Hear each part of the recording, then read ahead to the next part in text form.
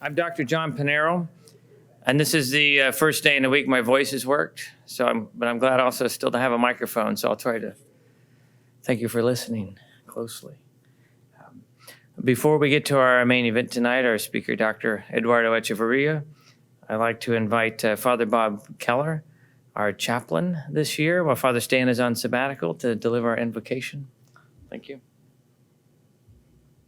Happy to do that. Good evening. So let us pray.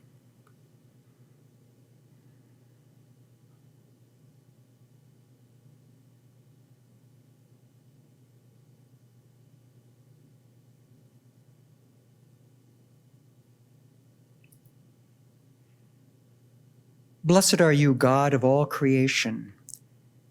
Through your goodness, we receive hope and salvation. Christ Jesus, faithful Son and servant, gave his life when we were weak in sin, in honor of your name and for the salvation of your people.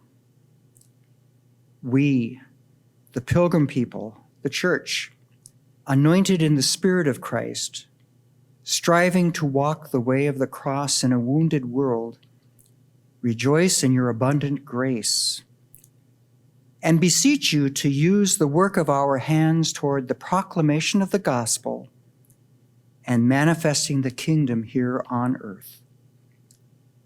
In our reflection this evening, O God, let our minds attend to the truth of grace, our hearts to the splendor of love, and our souls to your gracious majesty. And may we ever sing your praises through Christ our Lord. Amen.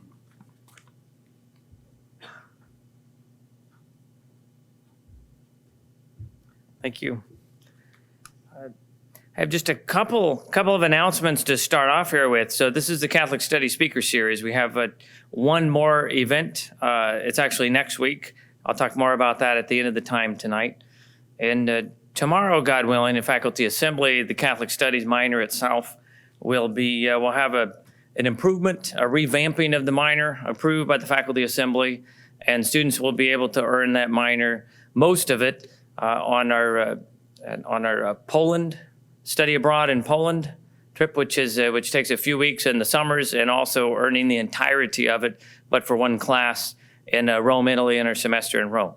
And so concurrent with that, we'll be rolling out some media on Facebook and Twitter and other things that I don't understand too well. And that media will be promoting the program, so please be looking for that. Please be looking for that too. It's my pleasure to welcome back tonight's speaker to Aquinas College. Dr. Echeverria is a longtime friend of Catholic Studies who has lectured for the speaker series several times on other occasions. And also, we were trying to figure out the year, we couldn't quite remember, but taught a class on the theology of the body for us a few years ago as a summer class. Dr. Echeverria is professor of philosophy and systematic theology at Sacred Heart Major Seminary in Detroit. He earned his doctorate in philosophy from the Free University in Amsterdam and his STL from the University of St. Thomas Aquinas, that is the Angelicum in Rome, which reminds me that the dean and some faculty there teach our students when they're on the Rome semester. Along with being a wonderful teacher, he has written several books. I was joking with him over dinner as we were waiting for our food. I asked him if he was going to write another book while our food was coming, because his output is just, it's that rapid, but that good as well. His publications include Revelation, History, and Truth, a Hermeneutics of Dogma, published in 2018, and also Pope Francis, The Legacy of Vatican II, first published in 2015, but since revised and greatly expanded by, I think, 200 pages more recently. Please welcome Dr. Eduardo Echeverria.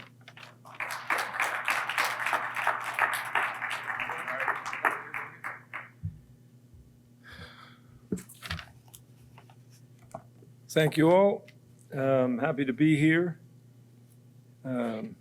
I wasn't sure, actually, I was going to make it because I was in emergency. When was it? Monday. Well, Monday, it was like 1 a.m. in the morning, but everything turned out all right. I had basically a stomach flu, virus, this sort of thing, you know. So I've been trying to get over that. So we went to eat, and there wasn't one thing I could eat on the menu. But not to worry. Okay, so the title of my talk tonight is At the Crossroads, Standing at the Crossroads. Actually, I was driving today. I was listening. I'm going to date myself. Anybody know the group Cream? Okay, so they have this song on At the Crossroads, Standing at the Crossroads. Eric Clapton sings.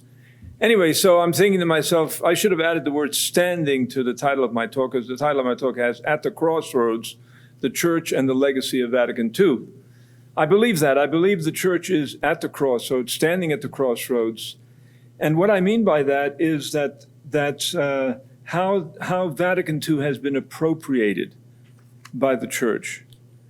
And I think there are only three ways to read Vatican II. And only one way is right. The other two are wrong. I'm not joking. I mean that seriously. Because only one way, and that's the way that Vatican II itself lays out, takes seriously the documents of Vatican II. So that's one thing I want to talk about tonight. I want to talk about what is the major issue that we deal with when we try to interpret Vatican II documents. Then I'm going to talk about briefly the three different ways of reading Vatican II documents. I hope you're interested in Vatican II documents, since they shape the nature of the Church and the mission of the Church. And then thirdly, I want to talk about one aspect of that interpretation that allows for development, but without a change in the Church's teaching. So I'll give you two examples of reversals that the Church has undergone, in particular regarding ecumenism and regarding religious liberty, but that doesn't mean that the Church actually changed its fundamental teaching on the Church or on the relationship between freedom and truth. So the question here is how are tradition and novelty, continuity and discontinuity theologically reconciled? Tradition and novelty, continuity and discontinuity theologically reconciled. I'm thinking here in particular of for instance, on the question of revelation, particularly scripture and tradition. If you look at the dogmatic constitution on divine revelation of the Second Vatican Council, Dei Verbum, or the matter of religious liberty, religious freedom, the Declaration on Religious Liberty of the Second Vatican Council, Dignitatis Humanae, human dignity, or the decree on ecumenism, Unitatis Ret Integratio, on the restoration of unity, and the corresponding ecclesiology of Lumen Gentium, the light of the nations, the theology of religions, brief as it is, the declaration on the relationship of the Church to non-Christian religions, Nostra Aetate. If you ever struggle with Latin titles, the Latin title of a document will always be revealed in the English of the first few words of that sentence. So Nostra Aetate means our age, and in the first few words of Nostra Aetate in the Vatican II Declaration, a very short document, it says our age, in our age. Do these documents of the Second Vatican Council, do they represent continuity, or do they represent rupture, discontinuity with the antecedent Catholic tradition? Is it a matter of, I don't want to use the Latin, is it a matter of development, of perfection of the teaching, or is it a matter of the change in the teaching? You'll see at one point I referred to St. Vincent of Lorenz, very fundamental to my story. Vincent of Lorenz was a 5th century monk, and in his Commonitorium Primum, in the 23rd chapter of his Commonitorium Primum, he asked the question whether there is any progress in religion. And he makes a distinction between progress and change. Progress and change, development and change. Change is when one thing becomes something else. When one thing becomes something else. Development or progress is homogeneous. There's an underlying continuity, he says. And I'll give you some examples of that. So that's the question. The question I want to address here essentially is the central problem of Vatican II. How are tradition and novelty, continuity and discontinuity theologically reconciled? With respect to all these documents that I've mentioned, I've only mentioned a handful of documents, but some of them are the central documents of Vatican II. You know, Vatican II documents are structured in terms of constitutions. So you have the Constitution on Revelation, the Constitution on Sacred Liturgy, you have the Constitution on the Church, you have the Pastoral Constitution on the Church in the modern world. You then have decrees, which come next in the order of authority, as it were, and then you have declarations. So all the documents have to be read, all the decrees and the declarations have to be read in the light of the constitutions, not the other way around. So let me say then something about the three different ways of reading Vatican II documents. And as I said, I think the first way that I'm going to describe here is the starting point for it is already given to us by John the 23rd in his opening address at the Second Vatican Council. Gaude Mater Ecclesia, Mother Church hopes. Mother Church rejoices. And that's his opening address. And in his opening address at the Council, at the Second Vatican Council, John the 23rd makes a distinction between truth and its formulations. Truth and its formulations. And then you'll see in a moment, there's a subordinate clause there that's fundamental to understanding the relationship between truth and formulations. And so he says, what is needed is that this certain and unchangeable doctrine to which loyal submission is due be investigated and presented in the way demanded by our times, he says. And here's the crucial sentence. For the deposit of faith, the truth contained in our sacred teaching are one thing, while the mode in which they are expressed or enunciated or formulated, but with the same meaning and the same judgment, is another thing. So here he opens the door, as it were, to alternative formulations of the same truth. You can say the same thing differently. How do you know it's going to be the same thing? Well, as he says, it has to keep the same meaning and the same judgment. Judgment has to do with truth, so the same meaning has to be expressed, and the same judgment of truth has to be mediated in the alternative formulation. The subordinate clause here is a clause, it's part of a larger passage from Vatican I. So John the 23rd is citing Vatican I's dogmatic constitution on faith and reason, Dei Filius. Remember Vatican I, 1869, 1870, which is, there are several other occasions when that passage or that subordinate clause is invoked by Pius IX, by Leo XIII, and so on. But Vatican I is referring us to Vincent of Lorenz, as I said, the 5th century monk, from his Communitorium Primum, chapter 23. And there Vincent says, again, in response to the question whether there's progress in religion, which, as I said, he distinguishes from change, he says, therefore, let there be growth and abundant progress in understanding, knowledge and wisdom in each and all, in individuals and in the whole church, at all times and in the progress of ages. And then he says, but only within the proper limits, within the same dogma. And then again, that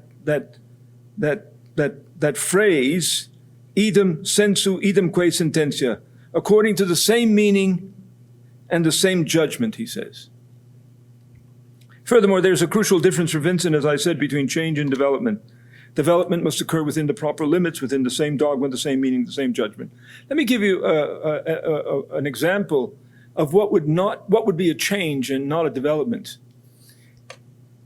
I've written about this in many places, so I'm giving you a brief expression of it. In Mark 10, Jesus, I don't want to go that way because I might fall, but in Mark 10, Jesus, although I'm tempted to come closer, in fact, I will. In Mark 10, I need that. in Mark 10, Jesus is asked about divorce. And what does Jesus do when he's asked about divorce? Is it on? Yeah. He refers us back to the creation texts of Genesis 1:27 and Genesis 2:24. Genesis 1:27 is that God created man male and female.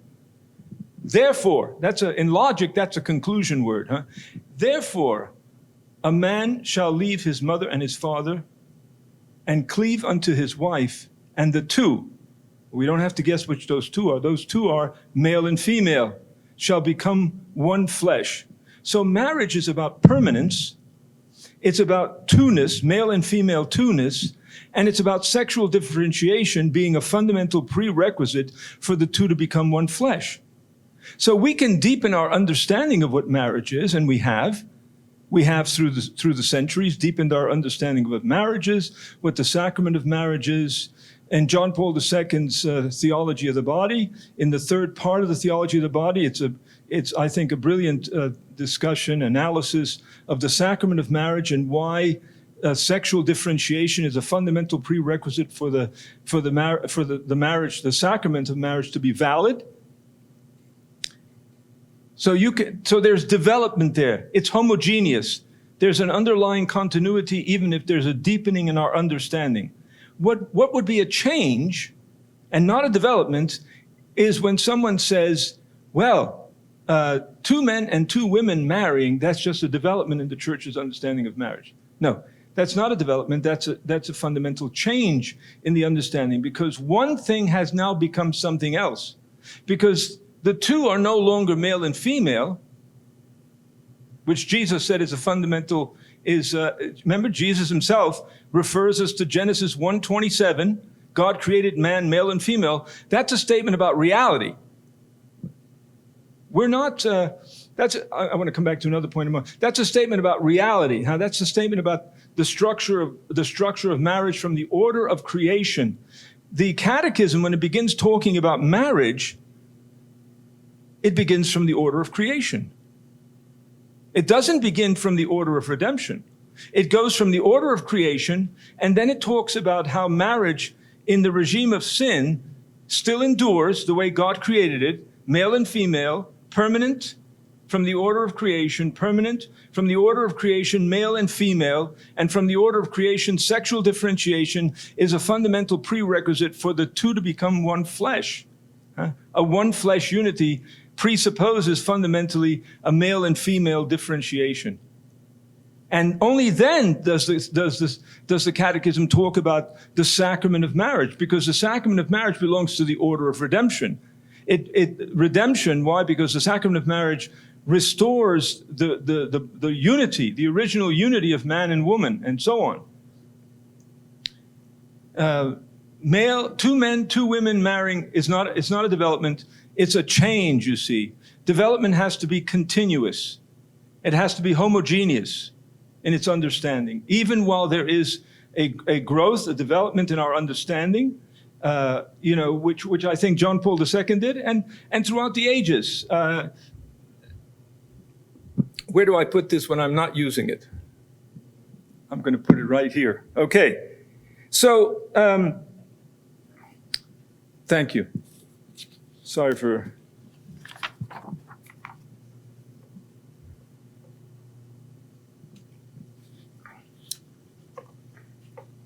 All right, so to me, that's the sort of basic picture. The distinction between truth and its formulations, and when something is formulated differently, which is obviously throughout the ages, things have been formulated differently because the church is attentive. It's listening to the questions. The two motives of Vatican II were ressourcement, the French word meaning back to the authoritative sources of the faith, and then also aggiornamento, which vulgarly translated just simply means updating. But updating was never an isolated motive for renewal. The church didn't say we got to get with the times, so we have to change here. No. Vatican II is about going back to the authoritative source of the faith, scripture and tradition, deepening our understanding so that we could creatively creatively renew our understanding of the faith so that we could go faithfully forward to proclaim the gospel in the present. And in order to proclaim the gospel, the church is also a listening church. It's a learning church. It's not just a teaching church. It's a listening church and a learning church. And so it's listening to the questions that are raised in the light of the authoritative sources of the faith, so that it could present the gospel more faithfully, attentive to the questions that people are raising. Now, so what Vatican II understood, it wasn't arguing that a new and different meaning must be given to dogmas in order to make them acceptable to our times. That's just not the case. This is evident, as I've just tried to indicate, from the explanation of key concepts like ressourcement and aggiornamento. Vatican II's project is a form of renewal theology, in which the church returns to authoritative sources of faith, aiming at renewing the present. Although the truths of the faith may be expressed differently, we must always determine whether those reformulations preserve the same meaning and mediate the same judgment of truth. And hence the material continuity, identity, and universality of those truths. Even with the reformulations, even when those reformulations admit corrections, modifications, and complementary formulations. According to Vincent of Lorenz interpretation of dogma, of Vatican II teachings, linguistic formulations or expressions of truth can vary in our attempt to deepen our understanding so long as they maintain the same meaning and mediate the same judgment of truth. Mediate the same judgment of truth. Let me give you a couple of examples before I come back to the second and third, the two other ways of reading Vatican II documents.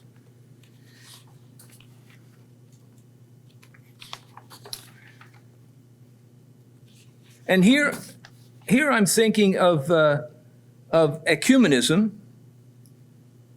I'm thinking of reversals, where it's clear that the church reversed itself. Now remember, in order to talk about reversals, we have to understand that there are certain teachings that the church cannot reverse itself on. Teachings that are dogmas of the church, even doctrines of the church that are infallible teachings. What does it mean? Many people don't understand this, so I'm going to tell you. What does it mean for a teaching to be infallible? The church doesn't make it true that marriage is the two in one flesh union of man and woman, no more than the state makes it true that you and I have rights as human beings. If you think we only have rights because the state says we have rights, that means that you're a legal positivist. That means that you think that therefore a state that doesn't ascribe human rights to individuals, that those individuals don't have rights. No. The Constitution, Declaration of Independence, the Constitution says that it's there to secure the rights that we have as human beings. It doesn't give us those rights. Those rights are inalienable. We receive them by virtue of being created by God. That's what the Declaration of Independence says. We hold these truths to be self-evident that all men are created equal and endowed by their Creator with certain inalienable rights. Among them, life, liberty, and so on. Those rights we have by virtue of our humanity. We don't have those rights by virtue of the state. Because even if there wasn't a constitution, we would still have those rights by virtue of our humanity. Well, the same thing with the question about marriage. The question about marriage, for instance. Marriage is the two in one flesh union of man and woman, not because it's not church law. That's not what makes it true that marriage is the two in one flesh union of man and woman. That has to do with the order of creation, reality. So when we talk about reversals, we're not talking about reversals with respect to teachings that are infallible. For a teaching to be infallible, that means, since the church doesn't make anything true, it doesn't create truth, for something to be infallibly declared by the church, that means that the church ascribes the highest degree of certainty to a proposition that it already knows to be true. Mary's Immaculate Conception, Mary's Assumption into heaven, to take two examples, the church didn't make that true. The church simply declared what it already knew to be true to have the highest degree of certainty. That's what it means for something to be infallible. So after you sort out the theological notes that qualify certain teachings as dogmas or doctrines, all dogmas are doctrines, but not all doctrines are dogmas. But in both cases, you can have infallible teaching. But then you have another realm of teaching that's non-definitive.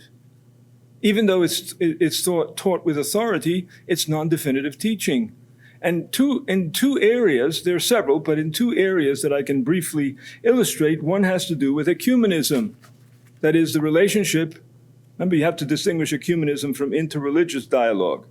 Okay, we're not talking about interreligious dialogue would be, the Catholic Church and Buddhists, Hindus, Muslims. Jews belong in a separate category.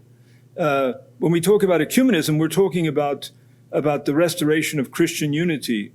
The Catholic Church has been for more than half a century in bilateral ecumenical conversations with Methodists, the Reformed community, with Anglicans, with Lutherans, and Pentecostals, and so on and so on.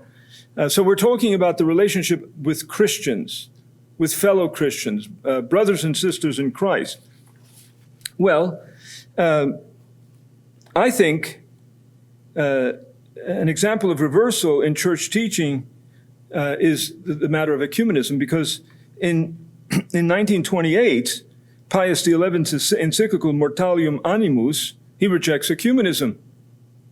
He rejects ecumenism. And in Vatican II's decree on ecumenism, Unitatis Redintegratio, ecumenism is affirmed. So there's I think, a surface contradiction there between the two documents, a surface contradiction. Ultimately, I argue not a real contradiction, but a surface contradiction. Now, unfortunately, if your position doesn't know how to deal with reversals, and there are many Catholics that they don't know how to deal with reversals. We don't have time to get into examples of those, but for instance, I like him a great deal, but Bishop Athanasius Schneider, in his recent book of interviews, he doesn't know how to deal. Who am I? He's a bishop, but he doesn't know how to deal with reversals. Okay, so he demotes the status of these documents, like the Decree on Ecumenism or the Declaration on Religious Liberty, to being mere pastoral judgments. And so a pastoral judgment is a contingent, situation-specific judgment, and he doesn't accept. He doesn't accept the Decree on Ecumenism, nor does he accept the Declaration on Religious Liberty, because he thinks that it's not just a surface contradiction. He thinks it's a real contradiction, and the only other standard he has for measuring the church's teaching is continuity.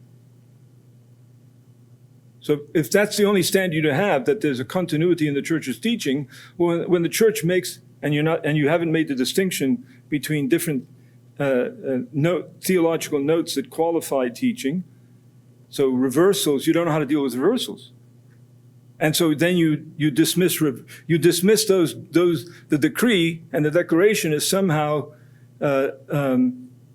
wrong, and because he accepts Mortalium Animus of Leo of Pius XI as normative, as the interpretation of ecumenism, you see, which of course doesn't accept ecumenism.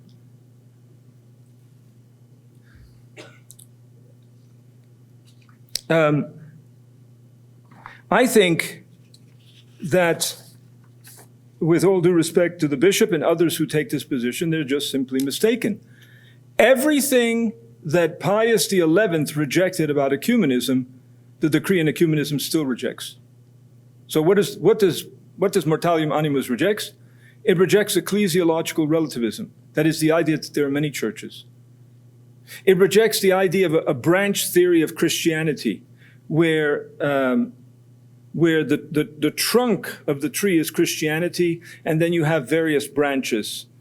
Maybe the Catholic Church is one big branch, but then you have Lutheranism and various and then little strands coming out of the Lutheran branch, because there are Missouri Synod Lutherans, there's the Evangelical Lutheran Church of America. I'm not even talking here about European Lutherans. I'm just talking about American Lutherans. Then there are Wisconsin Synod Lutherans. That's a small little thing coming out there. Or it could be Methodists, or it could be Presbyterians. And if we're talking in an American context, it's the Presbyterian Church USA, or the Presbyterian Church of America, or Reformed Presbyterians, or whatever. So the Decree Mortalium Animus rejects the branch theory of Christianity. So too does the Decree in Ecumenism. The Decree in Ecumenism rejects the understanding of ecumenism where unity comes out of diversity, because that already presupposes ecclesiological relativism or ecclesiological pluralism, that there are many churches, and that out of ecumenical conversations you will then arrive at unity. That's not the view of the church. That's not the view of Mortalium Animus. That's not the view of Decree in Ecumenism. The view of Mortalium Animus is that unity is both a divine gift. There is the unity of the church is already given. It's already a given. But unity is not only a divine gift, rooted in the Trinitarian, Jesus says in the Gospel of John, but it's also a human task to bring about a fuller realization of unity. The Decree in Ecumenism also rejects the idea that ecumenism is arriving at unity through the diversity of conversations and ecumenical dialogues. Because why?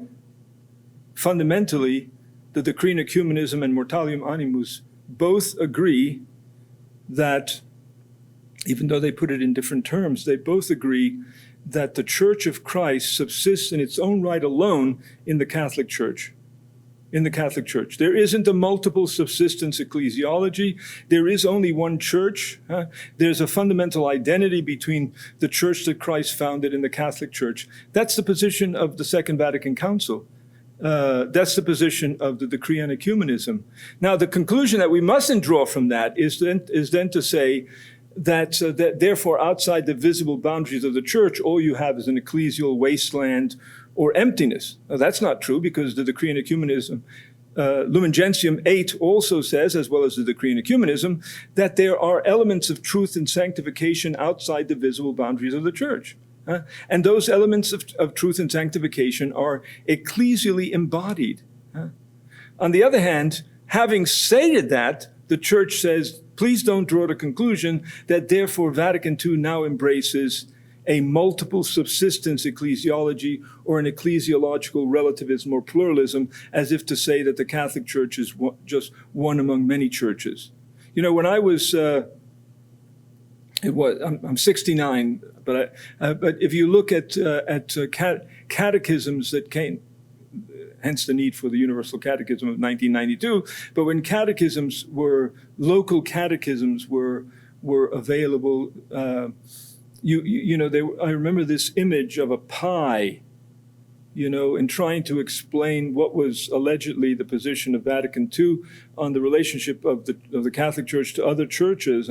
So you had this image of a pie, and there were these slices, and the Catholic Church might have had the biggest slice, and then you had the Presbyterians, et cetera, et cetera. But the assumption was that the Catholic Church was just one among many churches, you see. So that already embraced the very idea that Vatican II rejected. And that is the idea of ecclesiological relativism or pluralism, that there are many churches and the church is just one amongst them. No. So everything that Mortalium Animus of 1928 of Pius XI, everything that he rejected about ecumenism, the Decree in Ecumenism still rejects.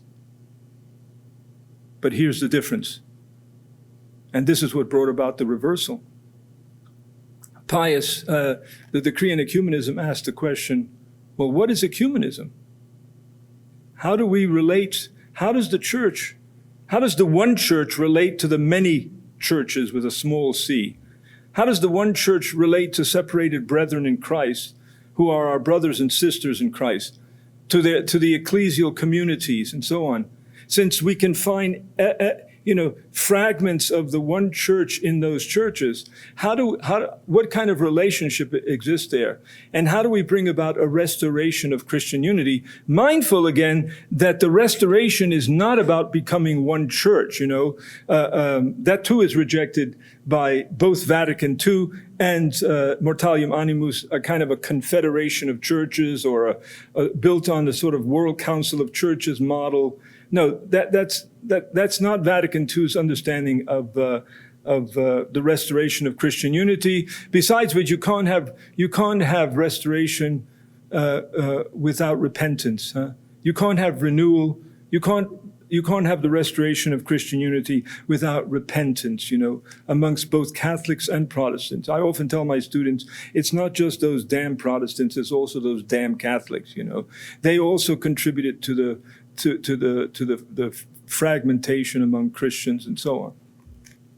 So you can have this reversal because sometimes you can have one-sided reactions.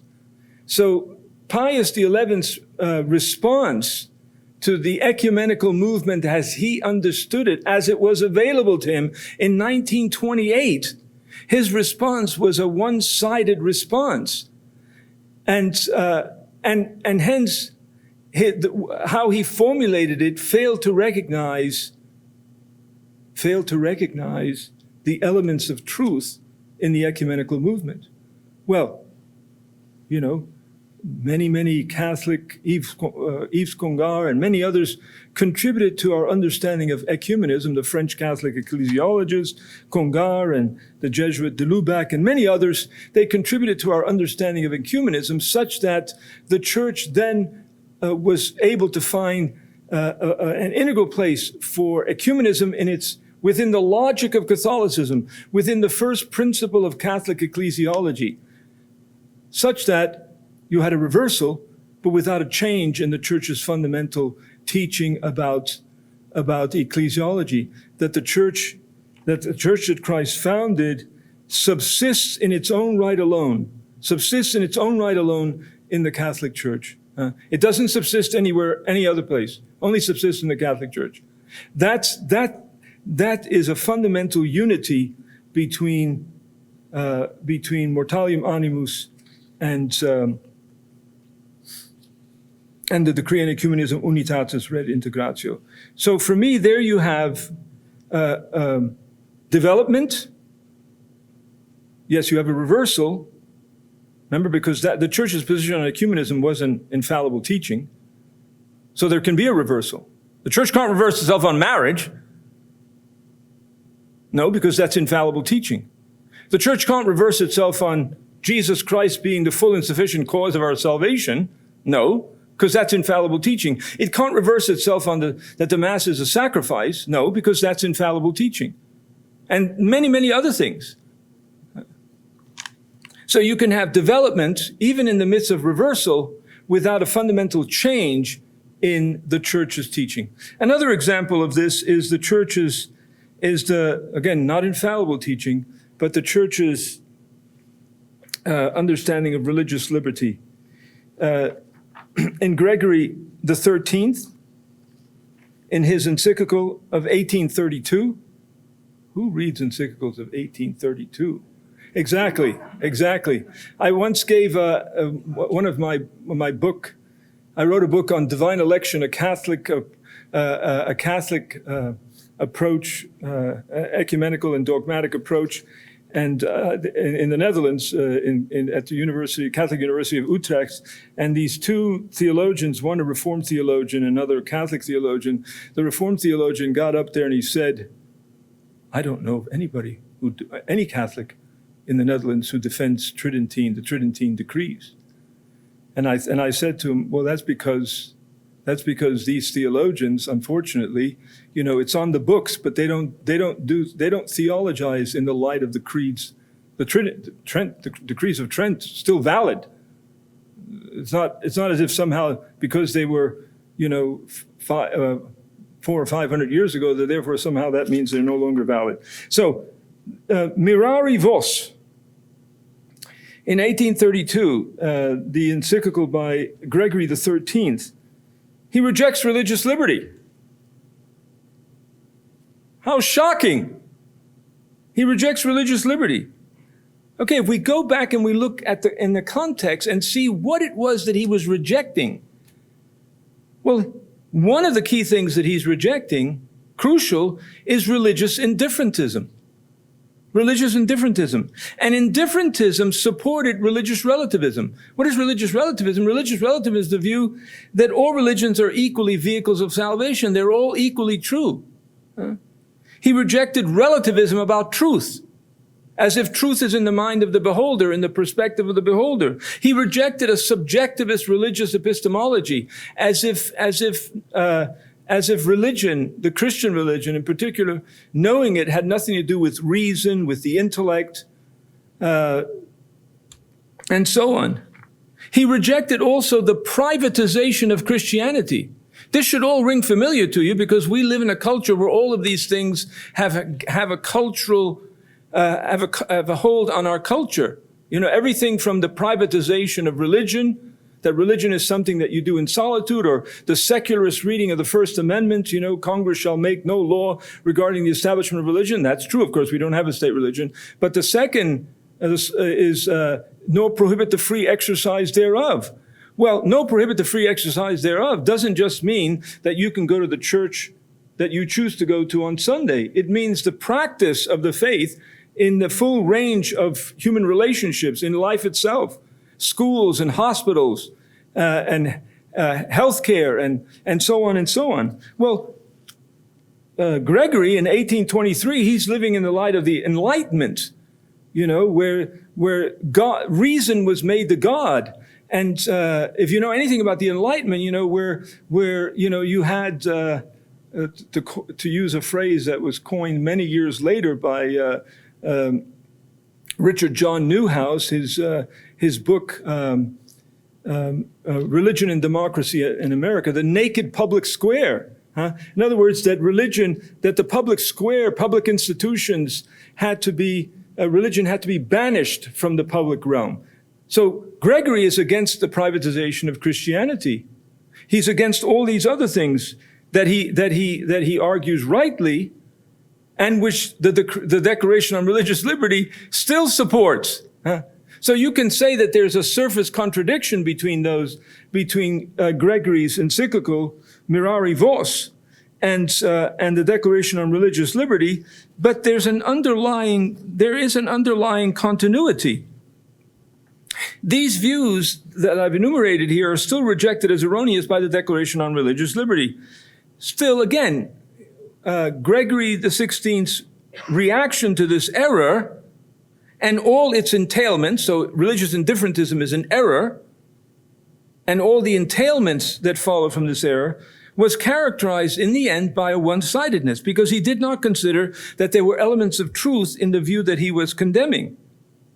Vatican II's Dignitatis Humani, so the dignity of man, did not suffer from this one-sidedness. Remember, we mustn't be too harsh because Gregory is living in the 1820s. He's the Holy Father in the 1823. He's living in the light of the Enlightenment.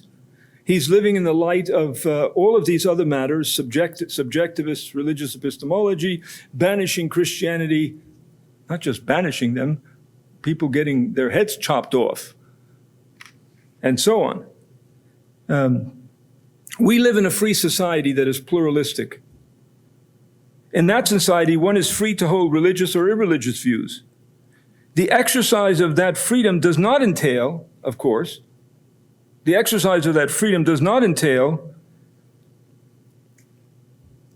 that I am justified in holding those views, nor that those views that I hold are true.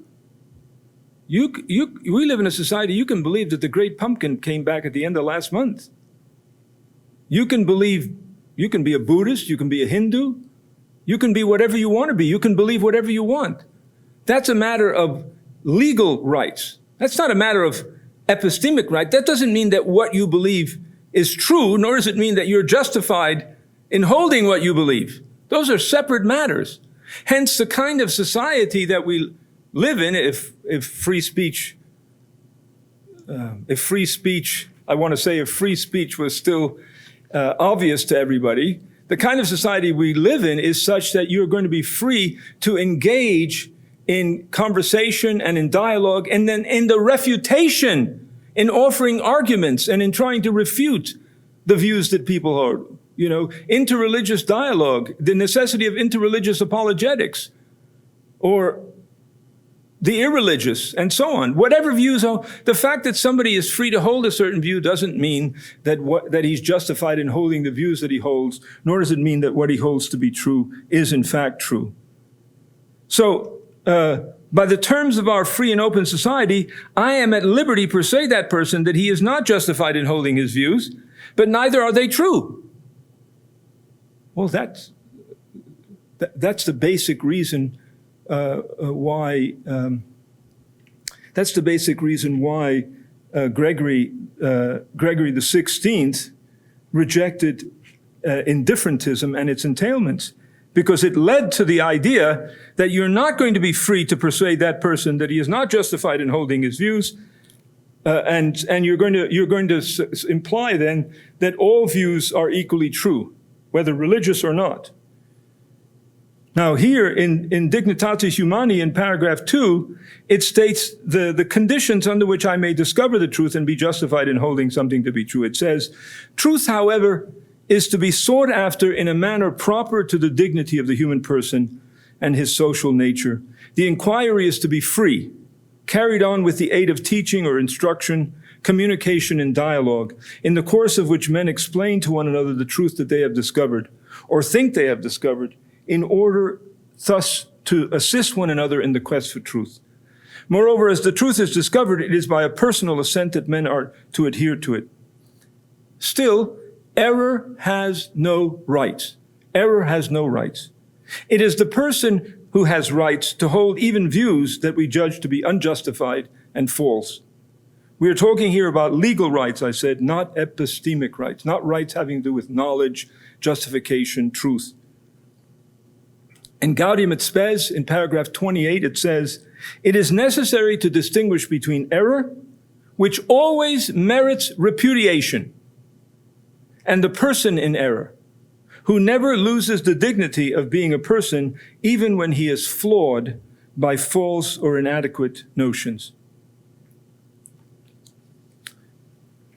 So again, my thesis here is that we can account for reversals.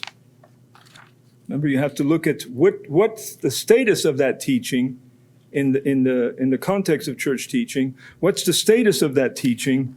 What's the theological note that qualifies that teaching? If it's infallible, yes, of course, we can deepen our understanding. We can arrive at alternative formulations, but those formulations we can correct, we can amend, and so on. But underlying that process, there has to be the fundamental continuity. I'm coming pretty much to my end in a moment, but in 2005, Benedict XVI gave a very fundamental Christmas address, as the popes do every year, to the Roman Curia, and he gave an address wherein he dealt with two fundamental ways of interpreting Vatican II documents. This is Benedict. And he used the technical term hermeneutics, which means interpretations. So there are two hermeneutics, he says. And the one hermeneutic he called the hermeneutics of discontinuity and rupture. It's interesting that both, I would call them neo-traditionalists, and the more liberal Catholics have the same view of Vatican II, and that is that they think there's discontinuity and rupture. The contrast to a hermeneutics of discontinuity and rupture, said Benedict, was not a continuity, not a hermeneutics of continuity. He said it's a hermeneutics of reform and renewal in continuity of the one subject church. So you can have reform and renewal, and then underlying that, of course, is going to be continuity, as I just tried to illustrate, even with the reversals in ecumenism and the reversals in religious liberty.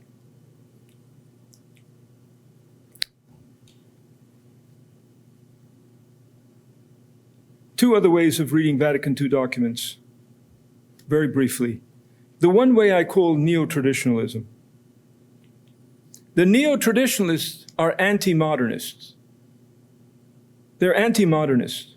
I too am an anti-modernist. But they're anti-modernist to the degree that they do not acknowledge that theological modernism had actually identified a real problem in upholding the permanence of meaning and truth. So I differ from the traditionalists, or the neo-traditionalists on that view. I think that theological modernism did actually identify a real problem in upholding the permanence of meaning and truth. Vatican II resolves that question by distinguishing between truth and its formulations. Therefore, the neo-traditionalists absolutize continuity of dogmatic truth without displaying any appreciation for the historical nature of the way those truths are humanly formulated. When he was a Lutheran, Jaroslav Pelikan, who was, he died Orthodox, but when he was a Lutheran, he wrote a multi-volume work on the history of Christian doctrine and was the editor of Martin Luther's 25, the Reformer, Martin Luther's 25 volumes, and so on and so on. Jaroslav Pelikan describes the position I'm calling neo-traditionalism. He says, tradition without history has homogenized all the stages of development into one statically formulated truth. Thus, neo-traditionalism taken, for example, as I said, Pius XI's Mortalium Animus as the normative teaching of the Church on ecumenism, because they don't know how to deal with formulations, the historical contingency of formulations. They don't know how to deal with reversals. And so they demote the Decree on Ecumenism, the Declaration on Religious Liberty, and other Vatican II documents as just being pastoral judgments, which they then say we can reject. I think that's wrong. And so they reject Unitatis Redintegratio, or they reject the Declaration on Religious Liberty, because what I'm calling a surface contradiction, they see as a real contradiction, and so they see as a rupture, a discontinuity. Finally, I think the Church is in a state of amnesia, I think. The Church is in a state of amnesia. John Paul II and almost 28 years pontiff, and Benedict XVI, 8 years. So that's like, if I can add, that's like 36 years. Well, those 36 years have been forgotten in my judgment. And so we now have what I call a neo-modernism has surfaced in the so-called, what's sometimes called the new paradigm, or the pastorality of doctrine approach. Richard Gallierdetz and Christoph the Theobald, the Jesuit. Here, these approaches fixate on the historical factual process. They fixate on the corresponding idea that truth claims do not transcend the historical process. And they also, and this is more technical, so I'm not really going to discuss it, they also reject the notion of propositional truth and also the attendant idea of propositional revelation, which simply means that God reveals truths. That God reveals truths. Theobald, for one, collapses the distinction that John the 23rd drew, as I quoted him, between the substance of the deposit of faith and its formulations into a historical context, without attending to the subordinate clause, keeping the same meaning and the same judgment, while also dismissing the notion that unchanging truths and their formulations are distinguishable within the deposit of faith.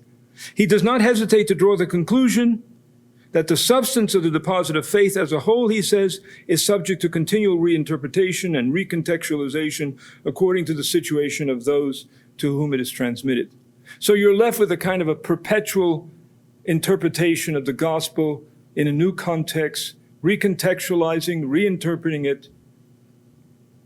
The pastorality of doctrine approach is a neo-modernism, because just like the modernists of the early 20th century, it expresses merely an instrumentalist view of doctrine. That means that doctrines are not absolute truths.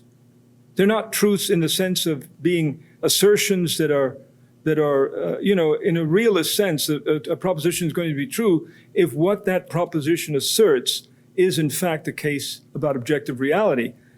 When the Gospel of John says in the opening chapter that the Word became flesh and dwelt among us, well, not only is that a revealed truth, but it's also a truth about reality. It's telling us something that is, why is it true? It's true because what it asserts is in fact the case about objective reality, that the Word was made flesh and dwelt among us. And you can take many, many examples, when St. Paul teaches us or tells us that this is a trustworthy saying that Jesus Christ came into the world to save sinners. Well, that's a truth about reality. That's not just something true for Christians. That's an absolute truth. It's an unconditional truth. Well, if you're a modernist, truths become instrumentalist. That is to say, they simply mediate my experience of God.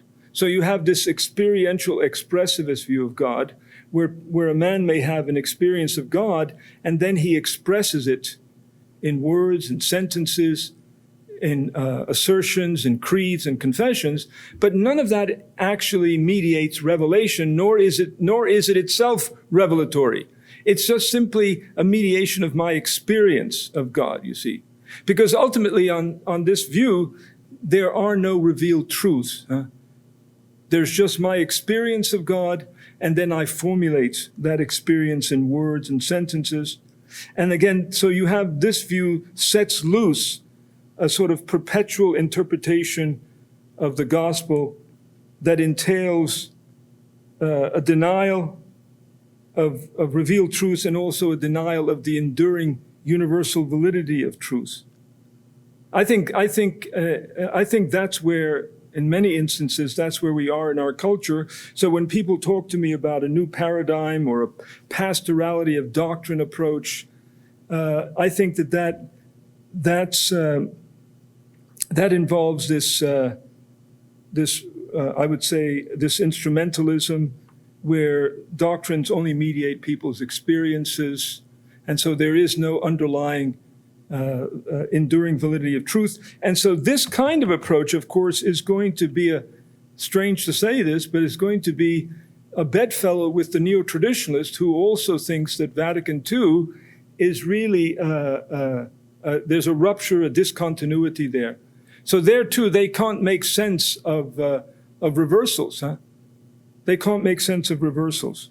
So what have I been talking about tonight? I've been talking about how do we make sense, given the teaching of Vatican II, how are tradition and novelty, continuity and discontinuity theologically reconciled? I've set out for you what seems to me to be the position of the Church of Vatican II, which aligns itself, which draws on St. Vincent of Lorenz in order to answer that question.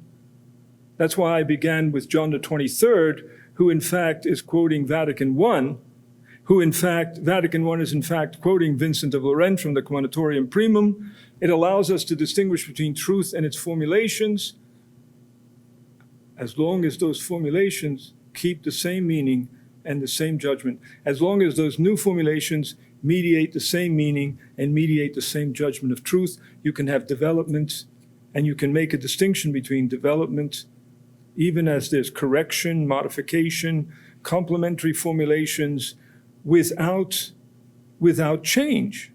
You can even account for reversals. There can only be reversals with respect to teaching that is not infallible. It will never happen. Not because I say so. It will never happen. The Church will never, because it's infallible teaching, never legitimize same-sex marriage. Will never legitimize same-sex marriage. It's infallible teaching. It's the teaching of Jesus. Genesis 1:27, Genesis 2:24. Those are seminal texts for understanding not only sexual ethics, but also understanding marriage. Yes, of course, we can deepen our understanding of marriage as the Church has through the centuries, as Vatican II did in the pastoral constitution of the Church in the modern world, and in leading up to that, in Casti Connubii, and so on, and significantly in John Paul II's Theology of the Body. We can account for reversals. And then the other two approaches, the neo-traditionalist approach, can't account for reversals. Can't account for, because the only criteria it has is continuity. And so it absolutizes a certain time in history, such as Mortalium Animus of Pius XI on ecumenism. So it's going to reject any discussion about ecumenism. And it's going to reject, because 19th century popes, I mean, they rejected religious liberty. You can turn to Leo XIII. But you have to look at it historically while acknowledging what was he reacting to, what was he responding to. Well, the Church, in both the ecumenism, the decree on ecumenism and the Declaration on Religious Liberty, still rejects what Gregory and Pius rejected. So, and then the third approach was the neo-modernist, and what typifies the neo-modernist is that a doctrine becomes simply a mediation of my experience of God, an experiential expressivist view. So doctrines have nothing to do with the truth about reality. They just mediate my experience. They mediate values, et cetera, et cetera. So it has nothing to do with reality, the truth about reality. And the Catholic tradition is a realist tradition. Truth is a matter of what's true about reality. Not true, it's not my experience that makes marriage what it is. It's not my experience that makes the gospel what it is. It's the truth about reality. Jesus died for my sins. He rose from the dead. You remember the passage from 1 Corinthians 15, where St. Paul says, how can some of you say that there is no resurrection of the dead? If there is no resurrection from the dead, then Christ is not risen from the dead. If Christ is not risen from the dead, then we are of all men the most to be pitied, because nothing has changed.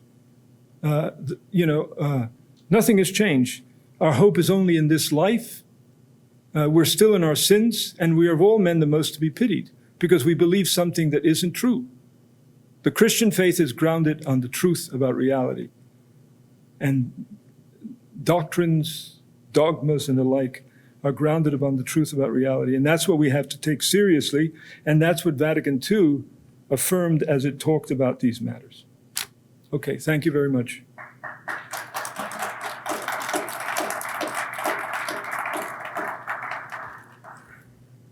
We are recording the lecture this evening, so if you have any questions, if you could please raise your hand, I can bring a mic around to you.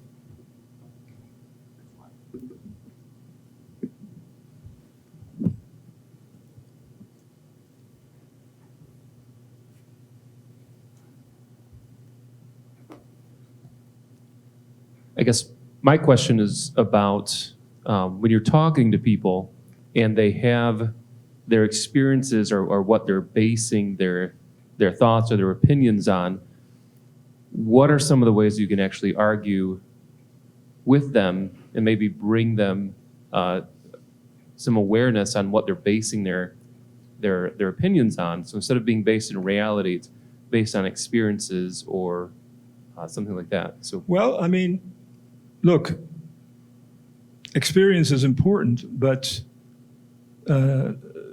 the fact that something is my experience doesn't give it any authority.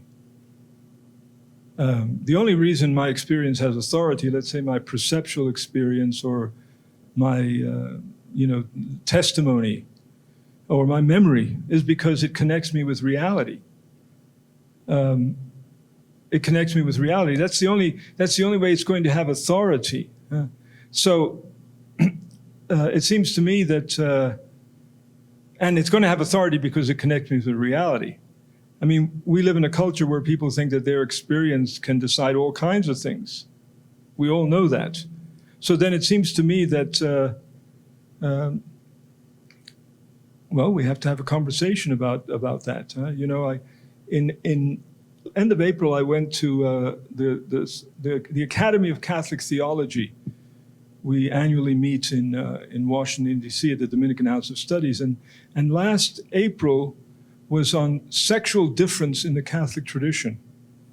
And one of the lectures I heard was by a psychologist, and she illustrated for us the criteria that the American Psychological Association standardly used to make judgments, up until recently, make judgments about, when a person's mind or interior life is not in harmony with the biological reality of that person. So they're out of phase. They're out of phase. And she showed us the standard criteria that it used forever. What was the standard objective criteria was biology. So a person may feel that they're a woman, even though they have, male body parts. And that was treated as something to be dealt with. I mean, it wasn't treated, we just need to accept it. No, because there's something, traditionally, there was something out of whack there, out of joint there, and it had to be treated through counseling and so on and so on. And the older you got, I mean, she told us, I mean, this was all the statistics. The older you get, this is why it seems highly absurd to think that a 3 or 4-year-old can actually come to think that he or she is either a boy, if she's biologically a girl, or vice versa. So she showed us, here were the criteria that the American Psychological Association standardly used, and they were all objective criteria, chiefly biology. And not just biology, because your genetics, chromosomes, your brain waves, everything about you. If you're a male, you're born a male, everything about you is male. You can change anything you want externally, but internally, everything about you is male. So they used all those objective criteria. And then recently, they changed it. It all became subjective. It was how you felt, and so on. So it seems to me that if I'm talking to someone about that, if I'm talking to someone about, about their memory, about perception, about even arguments for God's existence, what kind of criteria are we going to use? It can't just be that this is my experience, and therefore my experience has authority because it's my experience. That doesn't give your authority. I use the word epistemic authority. It doesn't connect you with reality simply because it's your experience. So we have to find a way to have a discussion about that, such that your experience doesn't make what you think. It doesn't justify you in the claims that you make just because it's your experience. It doesn't mean that what you experience and what you claim on the basis of your experience is going to be true, just because it's based on your experience. So I would say you have to get into a conversation about how a person justifies things on the basis of their experience. If we're talking about testimony, if we're talking about perception, if we're talking about memory, if we're even talking about religious experience, you're not free to make whatever you choose right or wrong. The mere fact that you think something is right, even if you think in conscience that this is what you should be doing, that doesn't mean that what you're doing is actually right, nor does it mean that you won't be held morally accountable for doing the wrong thing, even if you thought it was right. Because your experience doesn't validate the choices that they're not self-validating. Your experience doesn't validate the choices that you make. It doesn't justify them, nor does it make the beliefs that you generate on the basis of this experience is true. That would be the beginning of my conversation with somebody who thinks that their experiences are, justify their claims.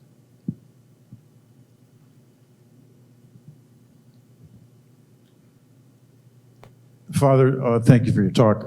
This is just an academic question, but I'm not a priest. I'm not a priest. Oh, you're not a priest. No, I'm sorry. Just a Catholic layman. Professor. Professor, that's all right, yes.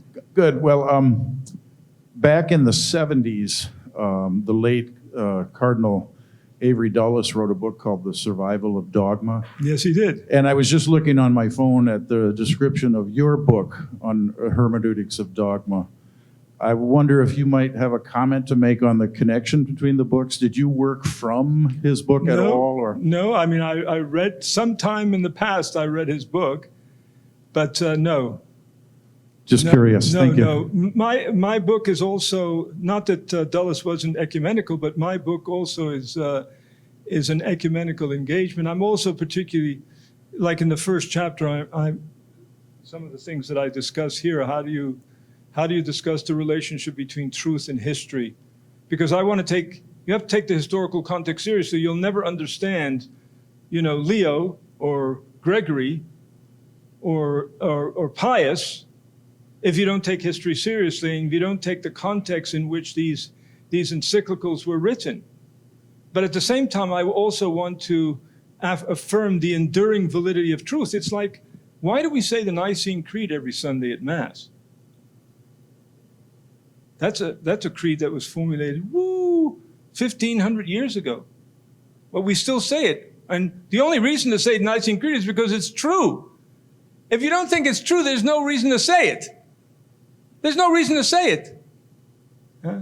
So the Nicene Creed, you have to understand, it's not easy to teach the Nicene Creed. It's not easy to teach, the Creed of Chalcedon, which affirms the one divine person in unity and the two natures of Christ. You have to understand the historical context. You have to teach people these concepts that were used to formulate, the Nicene Creed. I mean, and what are the issues? Why the Nicene Creed? Why the Creed of Chalcedon? And then many centuries later, Trent's decree on justification and the sacraments and all of that. You have to understand the historical context, but I think it's also important, because I think it's essential, to affirm the enduring validity of truth, the material continuity of dogma, the universality of these claims. Because these claims, the church doesn't say, just like when St. Paul says, or the Gospel of John says, the Word was made flesh and dwelt among us. Well, yeah, you can try to understand that in the context of the entire book, in the context of the Bible. All of that can deepen your understanding of when John says, refers to Jesus as the Lamb of God who takes away the sins of the world. Of course, you can try to understand that. You must understand that it's historical context. Lamb of God is telling us something about the sacrifice, all of those things. But what is the enduring truth there? What is the truth content of those statements? Well, there's an enduring truth in Nicaea. There's an enduring truth in Chalcedon. There's an enduring truth in the decrees of Trent and in Vatican I and so on. So historical context, of course. But we don't want to be historicists, relativists about truth and suggest that somehow that was only, there are people who say that, of course. There are people who don't want to say the Nicene Creed because they think it was only true when it was written. I think that's just a fundamental failure to understand the relationship between history and truth. So I think Dulles was concerned with that, and I'm fundamentally concerned with that. But I'm also concerned with ecumenical engagement. So the second chapter of my book deals with the nature of revelation, and I'm engaged there with Protestants and another Catholic, Belgian Catholic, and so on and so on. So yeah, so obviously Dulles would be a man to read.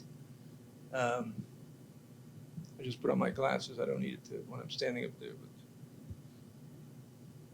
history and truth. History and truth.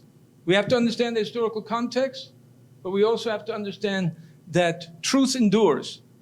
What is it that Nicaea asserts?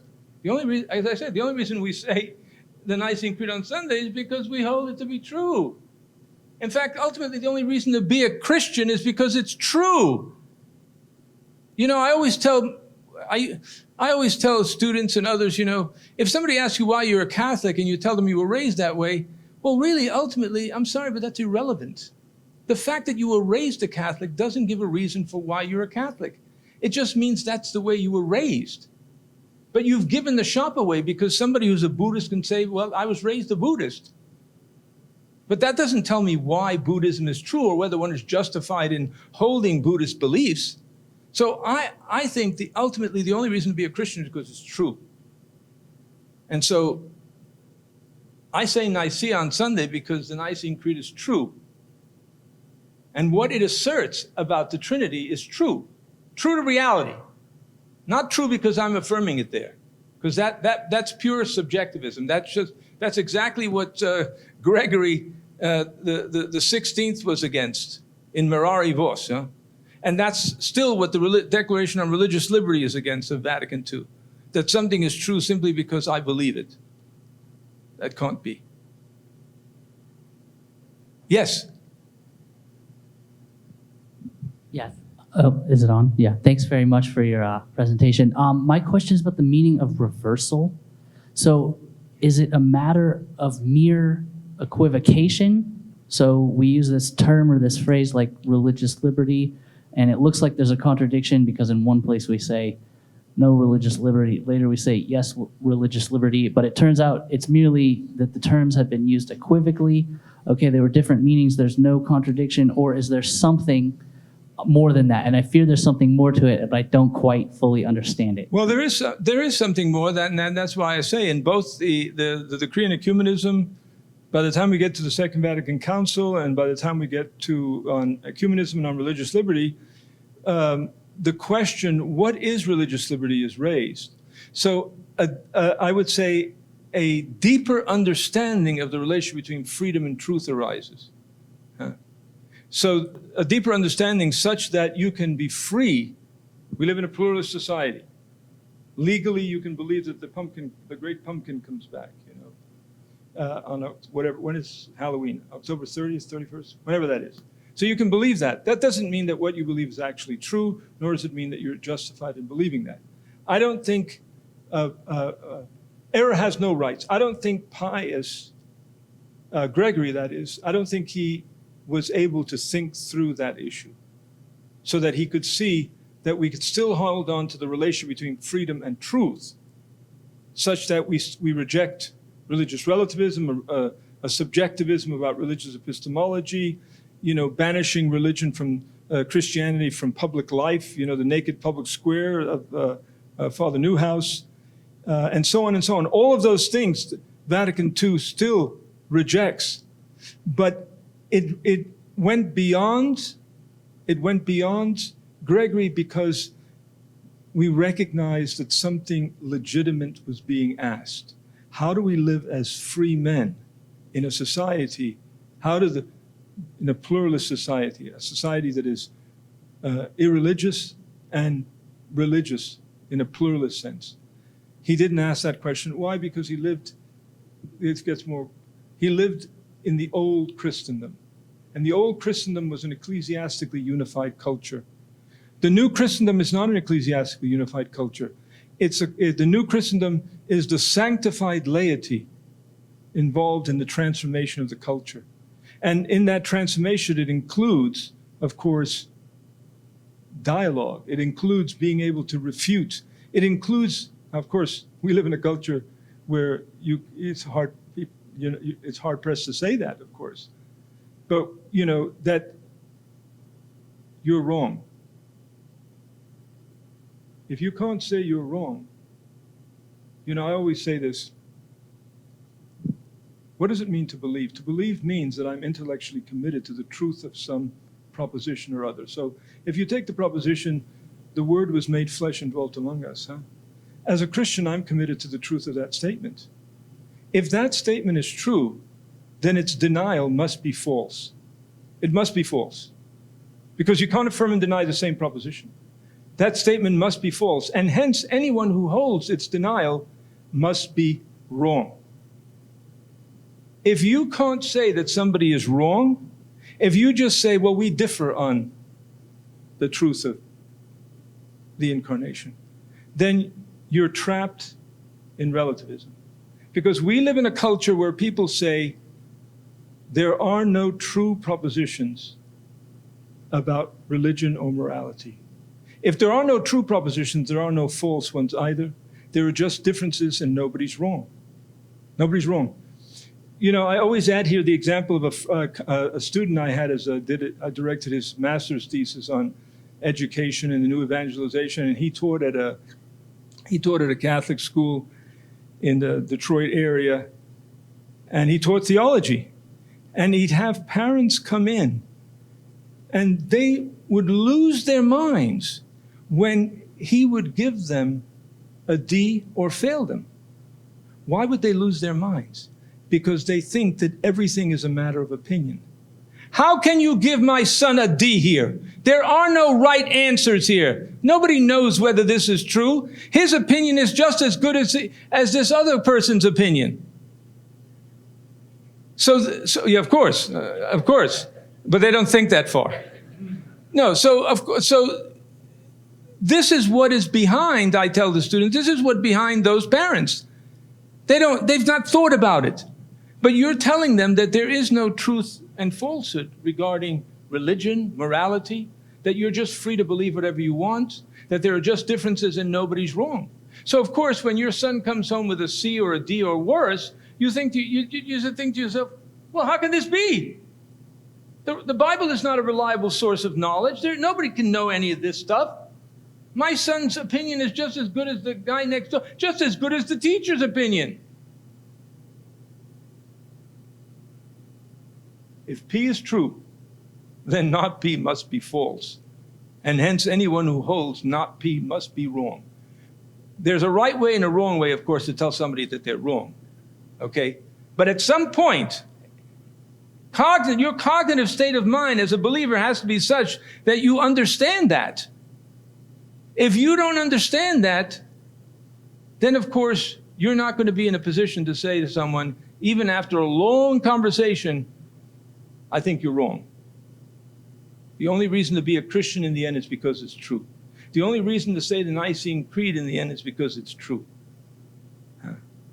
And it seems to me that to give an account of church teaching, you have to be able to account for the historical context as well as to account for the enduring validity of truth, of what's asserted there,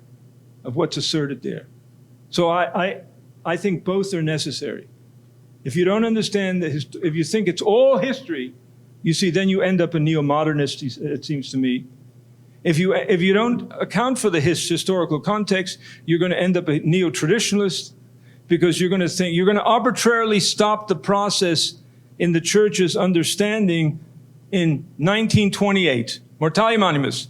That's what Leo said about ecumenism. Anything after that is just wrong. Or Gregory the 16th, 1823, or you can take a more recent encyclical from, Leo the 13th and end of 19th century. The point is, can't account for the historical character of formulations, not the historical character of truth. Truth doesn't change. It's the formulations that can change. It's our understanding that can change, that can deepen. But it's a deepening of the truth that we already hold to be the case. If we don't understand that, you see, then we're gonna be lost either way. And it seems to me that's where the church stands, because in my estimation, St. John Paul II and Benedict, they were busy trying to turn this enormous ship around that is the church after Vatican II. They were trying to turn it around and set it on the right path. We are now, in my judgment, we are now in a state of amnesia, as if those 30 some odd years never happened. Anybody? Yes.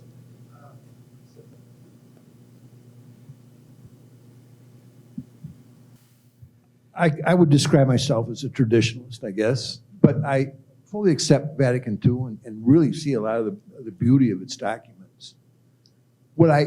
My interpretation of the current divide between, say, a traditionalist like myself and a liberal like, say, Cardinal Marx or something like that, is, and perhaps I go too far. Yeah. Come on, man. But anyway. Let's bring it back a little bit closer.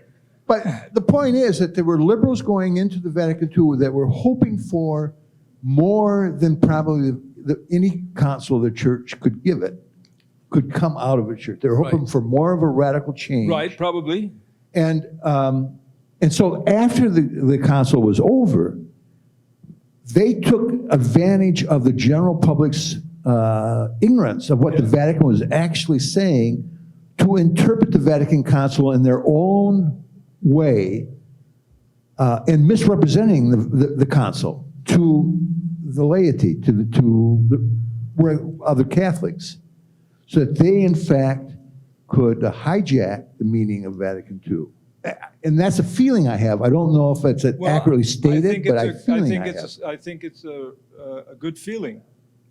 In 1985, John Paul II called a synod on Vatican II, and it was devoted to dealing with the reception of Second Vatican Council. And at the end of that synod, they produced a document, and they identified 6 different principles for interpreting Vatican II documents. One of those principles was that you had to interpret the documents in terms of constitutions, decrees, and declarations. So constitutions obviously were fundamental to everything else. You couldn't go to, Nostra Aetate, which was the declaration on the relation of the church to non-Christian religions, and somehow claim that that's going to be the fundamental ecclesiology. No, you had to go to Lumen Gentium, the dogmatic constitution of the church. So that was one of the principles. The other principle was that we can't separate the spirit and the letter of the text. So the letter of the text means the literal sense of the text, which is the sense intended by the author and expressed in the language that he used. So what is the spirit of the text? Well, the spirit of the text, I think, is really what I said earlier about ressourcement and aggiornamento, a creative retrieval of the authoritative source of the faith in order to go faithfully forward, present the gospel, and so on. A lot of people took the spirit of the text and suggested in the way that you just described that somehow the spirit of the council was not fully realized in any of these documents. And so then that's why after the Second Vatican Council, you had almost immediately people calling for Vatican III, because they wanted to somehow have what they thought was a much fuller realization of what the spirit, okay, the council, the synod said, no, that's wrong. You can't separate the spirit of the text from the letter of the text. It would be like, which some people do, of course, it would be like treating, which some people do, the Constitution as a dynamic document, not taking seriously what the letter of the text says. Originalist people who take seriously what the literal sense of the text is, which is the sense intended by the author of the text. The Constitution is a communicative text. The Vatican II documents are communicative texts. They say something. And so you have to understand what is it that they're saying. That is to understand. If you're not interested in the literal sense of the text, that means you're not interested in what the text is saying. So the synod says we can't separate the spirit of the text from the letter of the text. We have to read those together. Nor can we separate. So that's one thing that happened, and people separated the spirit of the text as if they could have access to the spirit of the text apart from the letter of the text. The other thing they did was they separated, which we're now living through again, the pastoral and the doctrinal. And the synod said, no, you can't separate the pastoral and the doctrinal. The church is both mother and teacher. It's about both mercy and truth. There's a mutual influence and coexistence of mercy and truth. You can't have one without the other. And that's grounded in the ecclesiology, where the church is both mother and teacher, and so on. So many of these things, I think John Paul II and eventually Benedict, because Ratzinger was the prefect then for the Congregation for the Doctrine of the Faith, they understood these things. And so they were already in 85. And then, of course, at that synod, that's why they called for a catechism of the Catholic Church, a universal catechism, which was then published, in 92, because they understood that we needed to turn this ship around, because it was being taken in ways that were completely inconsistent with Vatican II, just like people thinking that Vatican II changed its view about the church and now embraced a religious relativism, or ecclesial relativism or pluralism, that there are many churches and that the Catholic Church is just one of many churches, and blah, blah, blah. All of that stuff, you see. You go back, somebody do a master's thesis and go back on catechetical texts in the 70s and 80s, and you'll find these images of pies, and the church is one big slice, but there are many slices in the pie, you see, which is, again, that has all kinds of implications ecclesiologically, ecumenically, and so on and so on. So John Paul II, Benedict Ratzinger, who was the prefect then for the CDF, understood that. And so, all of the writings, pre-papal writings, papal writings of John Paul II's, his encyclicals, Veritatis Splendor, Evangelium Vitae, Fides, et cetera, all these things were meant there to provide a proper reading of Vatican II. And now I think I'm living through the 1970s again, to be honest. Okay. Wait, you had a question? He has, They take the mic.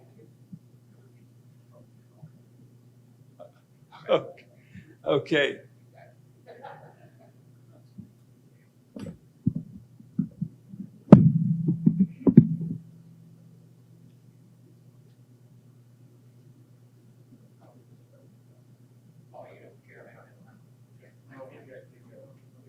He's got the mic there, so I better grab this mic. Check. This will be our last question for the evening. My question is a simple one. I wonder if you would explicate and then mediate the distinction between nature and grace as advanced by Garrigou-Lagrange and de Lubac. You're kidding, of course. Maybe if we had dinner. No, more seriously. You and I are of an age, and the document Lumen Gentium has, I believe it's in note 25, discussion of magisterium, the papal magisterium, the relative weight of authority that is assigned to it, and the degree of assent that is required of papal teaching.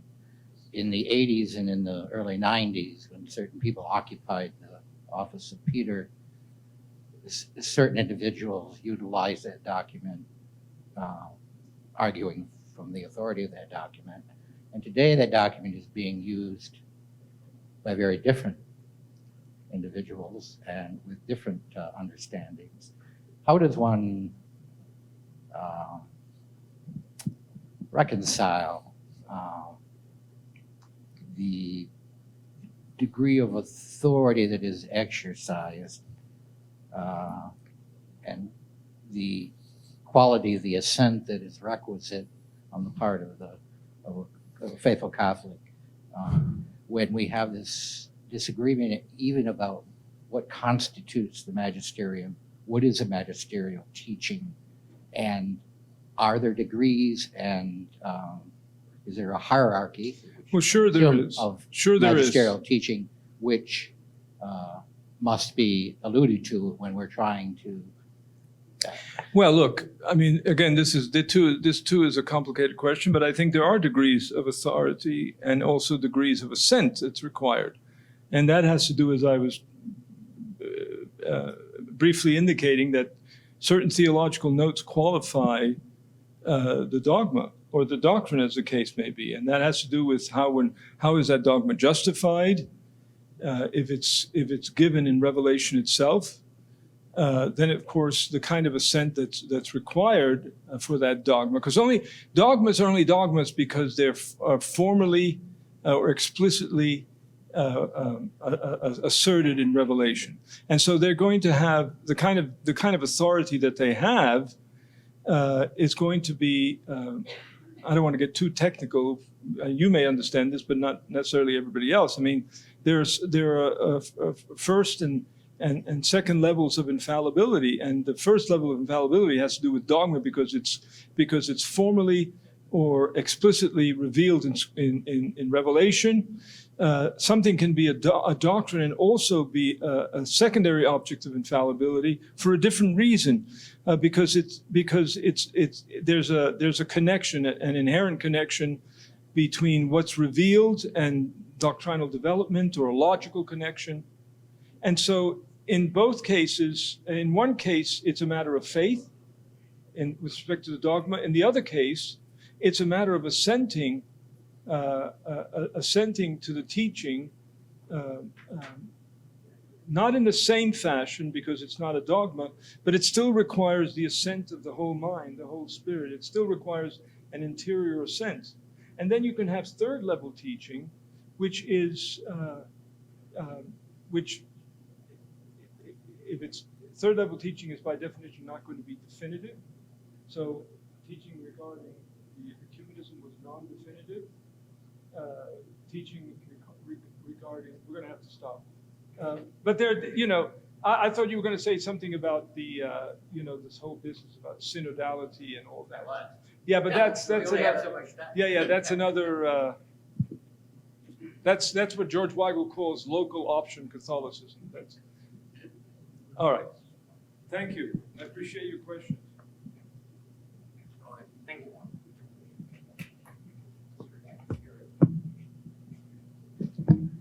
Thanks, Eduardo. Yeah. You have this one thing.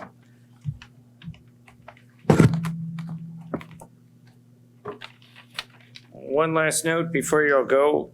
Next Thursday, there will be a Mass at 4:30 in Our Lady Seat of Wisdom Chapel, followed by a reception at 5:30 in Albertus Magnus Hall of Science. If you came in by the entrance with the statue of St. Thomas Aquinas, exit at the Robinson Road exit, maybe, and you'll see the new science building looming before you.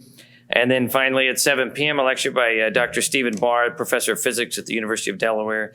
That'll be in the Albertus Magnus Lecture Hall, room 104.